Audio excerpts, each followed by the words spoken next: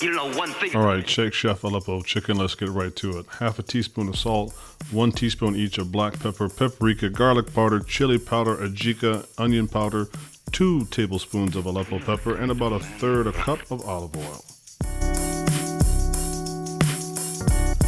You're going to want to add your spices and your olive oil first. Mix those up before you add in your chicken so it doesn't clump.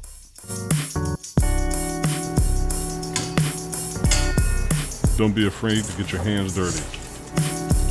I'm going to use my air fryer for this one. Preheat and then in there for 27 minutes at 400. Kind of man you are.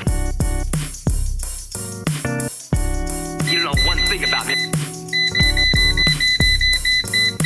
Pro tip, when your meat is done, let it rest for 10 minutes.